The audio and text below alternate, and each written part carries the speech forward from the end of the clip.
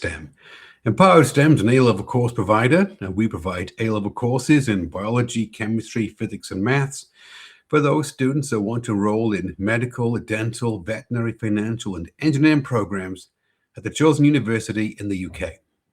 So today, I wanted to come in and I wanted to talk about GCSE habits that secretly cap A-level grades. So parents, if your teen is in year 12, the very first term of year 12, you may be in for a bit of a shock. And the reason is, this is what you notice.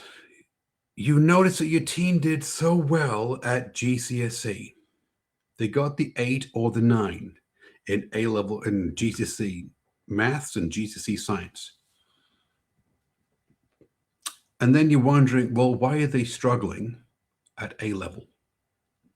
And to you, it doesn't make any sense. You're thinking, well, yes, you see, but the thing is, Graham, is that they're obviously working hard. They worked hard before. They put in the time, effort, and attention. They had some kind of a revision plan that must have worked. They knew how to prepare for the exam because they got the 8 or the 9. So why is it not working at A-level? And now you notice this. At A-level, the very first academic term of year 12, you notice that the grades are beginning to dip. The confidence is beginning to drop. They're working just as hard, but the issue is that the results feel unstable. Sometimes they get a good grade on a test or a lab report, and other times they don't. And now they're beginning to wonder and question, am I actually able to do A-level maths and A-level science? Should I even bother studying to be a doctor, a dentist, or a veterinarian? So what exactly changed? Well, it's not your teen's ability. It's not their intelligence level. It's this, is that the GCSE revision habits that they used to get the 8 or the 9 at GCSE maths and GCSE science, they don't scale to A-level. The core problem is this, is that they've got familiar habits from GCSE that they're now applying to a new academic environment, and it's not translating over. Now, at GCSE, there's so many different revision strategies and styles that they could have used, and I've heard them all. I've heard them that all you need to do is reread the textbook, highlight your notes, memorize all the mark schemes to every past paper question you can get your hands on.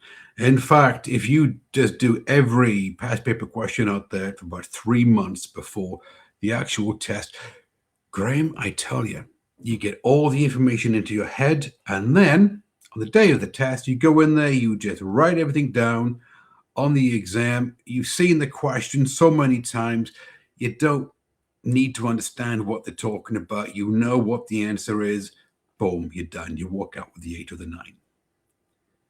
But at A-level, this revision strategy doesn't seem to work. And parents always ask me, why?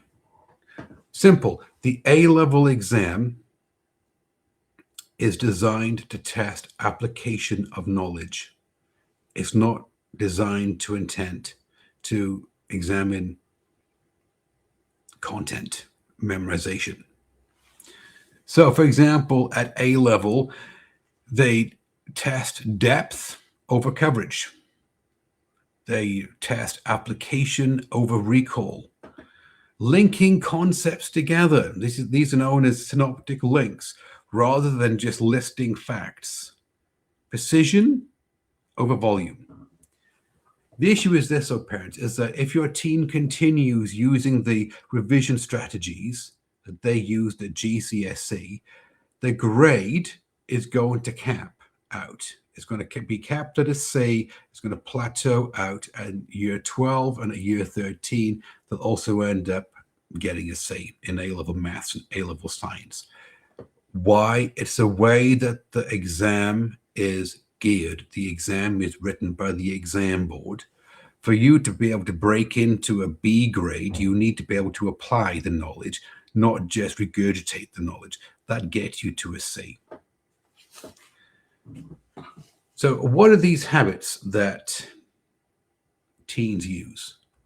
Now, first off, I don't blame anybody. I really don't, parents. So your teen is not doing this on purpose. They're doing this because they don't know any better.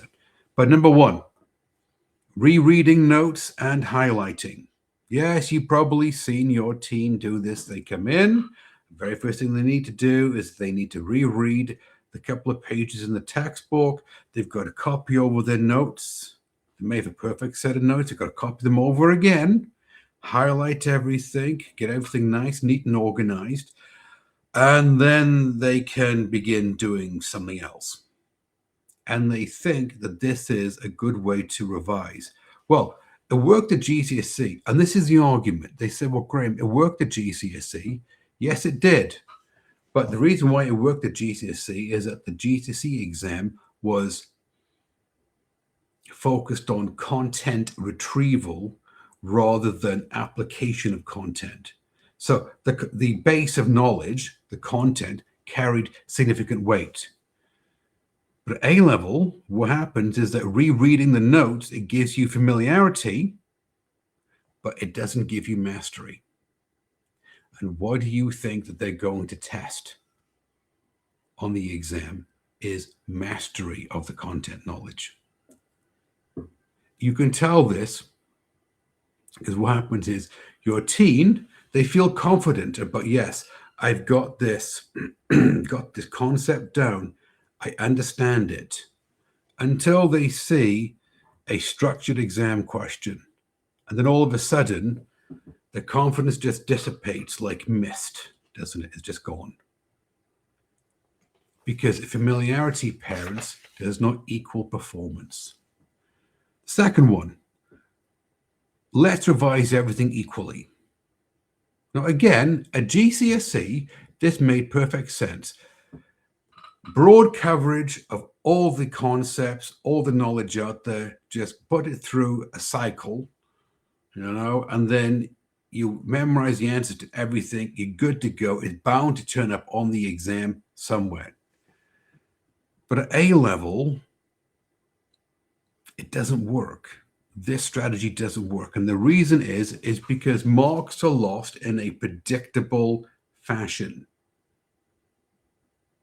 You can actually tell where the teen's going to lose marks or where they're going to gain marks. And so if your teen has this idea that they'll revise everything equally, what they're doing is that they're revising what they understand, what they know, the strong topics, is the same amount as the weak topics. And so when they come to take the test, they're falling down on the weak topics because they still don't understand it. And a better way of doing it is to revise the weak topics more than the stronger topics. If you get it, what's the point of revising it? Spend that time and revise the weak areas. Because trying to revise everything equally spreads your teen's effort awfully thin. And there's only so much time in a day and so much time in a week that your teen can spend on revising A-level maths and A-level science. So improvement requires precision. The third habit, avoiding exam-style questions early. Now, this is the big one. You probably, if you're talking to your teen, they probably say, yes, well, Mom, Dad, I can't do exam-style questions yet because what I've got to do is I need to understand the topic first. And so I've got to reread the notes, watch some YouTube videos, do some practice questions, copy over my homework, do that lab report. Right? What they're doing is that they're putting off doing exam-style questions. Why? Because exam-style questions, parents, indicate to your teen really early on what they know and what they don't know. It's kind of a wake-up call for them. But what's the point of going through exam style questions early? It's this: A level performance at the A and the A star range. A level performance is built through interpreting command words, knowing the difference between describe and explain, structuring longer answers. The examiner is looking for it to be laid out in a certain way so that they can find the key information that your teen wrote down. Managing time pressure. This has to be a big one. The number one factor that I hear about poor test grades is I ran out of time. If only I had an extra 10 minutes, an extra 15 minutes, Graham, I would have got that last question. And it shows them how to link across topics, because on the final exam in year 12 and the final exam in year 13, all the topics, they're not topic tests, they're all in a one big exam and they're all linked together. And so avoiding doing past paper questions early, it stops them from being exposed to the exam questions and style and techniques that the examiner wants them to learn. And so their performance is always going to be underdeveloped. Why? They don't have a metric to go measure it against. They don't know, do I really know this concept, or do I just think that I know this concept because I copied over my notes and I watched a couple of YouTube videos?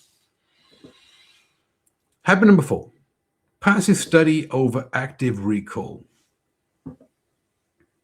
Passive studying or learning means you're just sitting there and somebody's teaching you the information and you're just listening. All right. It's known as passive learning. At GCSE, right, you could be successful at GCSE and earn the 8 or the 9 by doing just that, by reading the textbook, rereading the textbook, copying over your notes, watching some YouTube videos, writing out some summary sheets. Yes, you can get the information into your head. It's only the content that you need to have in there, and then you can regurgitate it on the exam. On the A-level version, slightly different, because A-level maths and science, they require your teen to be practicing active recall. Can they apply the information, the concept, under time constraints, the length of the exam? Are they self-testing? Are they going through feedback loops? Now, this, by the way, it comes from the 6 pillars of neuroscience as applied to learning. But without this kind of retrieval practice, what's happening is that it gets kind of into the short-term memory of your teen, but it doesn't move into the long-term memory of your teen. And they don't have a really good understanding of the concept and all the sub-concepts and topics in the head mapped out. And so their recall, their memory of the concept becomes a little bit fragile. Habit number 5, mistaking effort for effectiveness. Again, parents, I've heard this one so often.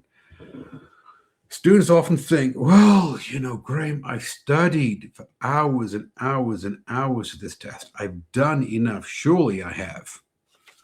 I've been up all night. I spent the entire weekend studying for it. But at A level, it's the quality of the focus is more important than the quantity of time that your teen puts in. In other words, 3 hours of your teen sitting there passively learning, passively revising a topic is less effective than 45 minutes of active recall and targeted exam practice. The latter is going to give your teen the higher grade on the test. So, what exactly scales at A level? So we know that the GCSE revision techniques, the GCSE mind trap, is not going to scale over to the A level. Okay. Well, what you need is, you don't need a method of memorization at GCSE. What you need is a system at A level for getting the A and the A star grades on a consistent basis, on a predictable basis. At Empowered STEM, we use the PATH method, which is 4 steps to the PATH method. Let me take the PATH method and apply it to the situation. Very first step then is precision diagnosis. It allows your team to identify patterns in lost marks. Why are they losing marks? Is it because significant figures, lack of units, didn't write down every point for the concept questions, didn't quite get the 4-marker calculation question right, the organic mechanisms, didn't get those right? They know why they are losing marks. And because they know why they are losing marks on each of the different types of questions they just mentioned, including the 6-marker, they know how to fix it. Second step is conceptual clarity. They revisit foundational concepts deeply. Let's just not do the glib gloss over of the concept. Let's actually step it down and really dive deep into it so we really understand the concept, forwards and backwards, left and right, the 360-degree approach. Strategic revision. Again, let's not bother wasting time revising topics that you already know. Let's spend that time and revise the weaker areas, whether it's the concept itself or the type of exam question that they're going to ask you. Let's look at the weaker areas for the most of the time, rather than spreading your time evenly across all topics. And the last one is this: medical mindset. What your team need to do is that they need to detach their identity from the marks. As I tell the teams in this, is this: the grade you get on the test, it's not your identity as a student. It is a snapshot of what you know at the moment in time about this topic. It is an indication of your habits of studying and revising, which can always be improved. What you need to do is that you need to focus on steady improvement. Every test, if you improve on every test, even a couple of percentage points here, a couple of percentage points there, you will begin to scale the letter grades. And the reason is this, is that when your teen walks through the 4-step method that we use at Empower STEM, their confidence shifts. And the reason that the confidence shift is this is because improvement now becomes measurable. They know the mistake that they made. They know how to correct it. They know how to practice the right way of doing it. And they know that they're going to get higher grade on the next test. And it's the confidence spirals upwards, doesn't it? So parents, what exactly can you look for? What questions can you ask?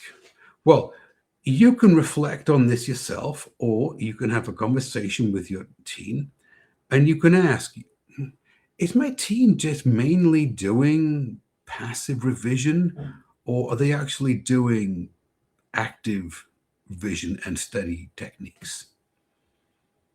Are they avoiding exam questions, putting them off until the last minute, or are they incorporating them into their weekly revision cycle? Do they know exactly where they lost marks on that last test? Or did they just take the test and just like slide it into the filing cabinet, which is the back of the folder or the back of the textbook? Are they revising strategically, looking at the weak areas as compared to the strong areas? Or are they just revising extensively, just broadly revising everything? Because the goal, parents, isn't more revision. It's more directed revision. So let me tell you a real student story, and we have so many of them. I'll tell you the one, Gabriel. Right. Gabriel When Gabriel enrolled in one of our courses, he's in our A-level chemistry course. He had strong GCSE results. He had 8s and 9s in GCSE maths and GCSE science. This is how we started out. His year 12 A-level chemistry was using the study habits and techniques from GCSE, and his grades just plummeted.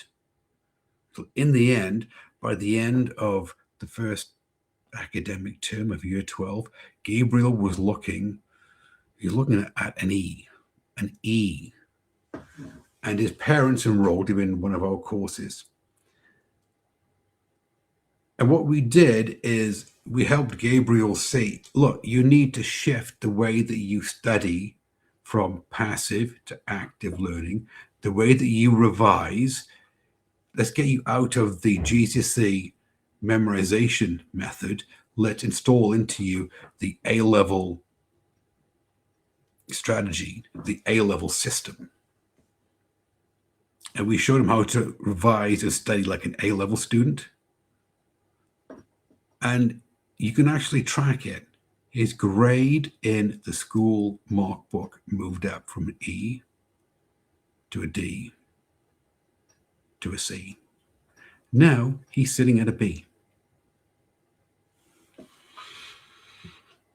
And I'm fully confident that if Gabriel keeps working like this, applying the habits of an A-level student, then Gabriel will walk out of A-level chemistry with at least a B, probably an A. Now, what was the change then? The change, it was an effort, because Gabriel was putting in the effort, but he was using the GCSE habits, the GCSE strategies, the GCSE techniques, and he's applying them to a new environment, the A-level environment. So it wasn't his effort that changed, it was the method. So parents, let me give you some reassurance then. We see a lot at Empowered STEM, a lot of students come in where they're struggling at A-level, in A-level maths and A-level science. Even though at GCSE they were scoring, they scored an 8 or a 9. It doesn't mean that your teen isn't intelligent enough to do A-levels. It doesn't mean that they don't have the ability to do A-level maths and A-level science. What it means is that the academic environment changed, and what they're doing is that they're using the GCSE habits, and habits must evolve. And once revision becomes structured and exam focused, progress stabilizes. And then what you notice is this, is that your teen's confidence begins to increase because confidence follows evidence. Now, parents, if you're following me, if you're watching this live stream on Facebook, the first thing I need you to do is follow us on Facebook so you'll be notified of upcoming live streams. If you're watching this live stream on YouTube, subscribe to the YouTube channel and you'll be notified of upcoming live streams. And you can also watch all of the other live streams that we do, because we're always doing live streams every week where we're helping parents such as you give you the tips, the techniques, and the strategies that your teen needs in order to secure the A and the A star in A-level maths and A-level science. Now, if you're interested in the courses that we offer at Empower STEM, really easy. On the description below the Facebook, on the description below the video on YouTube, there's a link. You can click on the link, fill out a short form, and a member of my team will reach out to you and you can have a non-sales, non-committal conversation and have all of your questions answered. So at the end of the conversation, you feel well informed and well taken care of. And you can tell us where your teen is in the mark book, what the working grade is, what the predicted grade is, what the aspirational grade is, what university they want to go to, whether they want to be a doctor, a dentist, a veterinarian. And you can ask all the questions about our courses. Now, at the end of the conversation, if you think that enrolling your teen in one of our courses is a good fit for your teen, and we think that our course will genuinely help your teen secure the A and the A star grades in A level maths and A level science, then you've got all the information that you need to make a well informed decision. Everybody take care, and I'll see you in the next one.